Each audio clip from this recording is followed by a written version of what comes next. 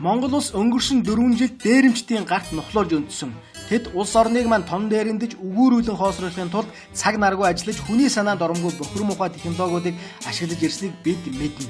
Жишээ нь ноён уулыг ухаж дээрэмдэх явдал нь бүтлмөөтэй болоод ирмэгц нинжа нарыг энэ бохир дээрэмдээ ашиглаж эхэлсэн.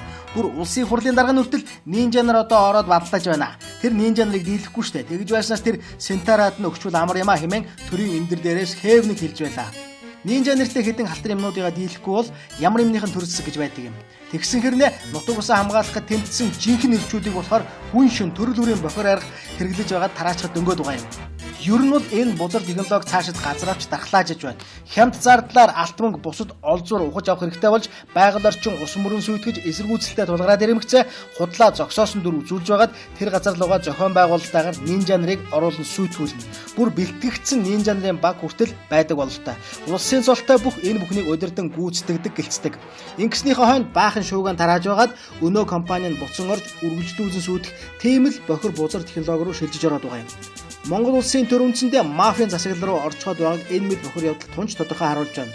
Монгол Ардын намуудаа амлалтаа санаж ард иргэдээ өшөө төршин нутагт нь тайван амгалан амьдруулах хууль бус үйлдэл хийхдээ гарсан зэрлэг бохир улс төрчдийнхээ энэ мэд бохир уулдлыг зогсооход анхаарлаа хандуулах цаг нь болжээ. Бид та нарт итгэж сонгосон тэртээ тэргүй хоосорсон ард түмэн чин дээрээс нь уух усаа хүртэл хордуулж үүлээ өвзөж дээшээ тэнгэр хол доошоо газар хатуу болчиход байгааг нэг бодоотгоорой.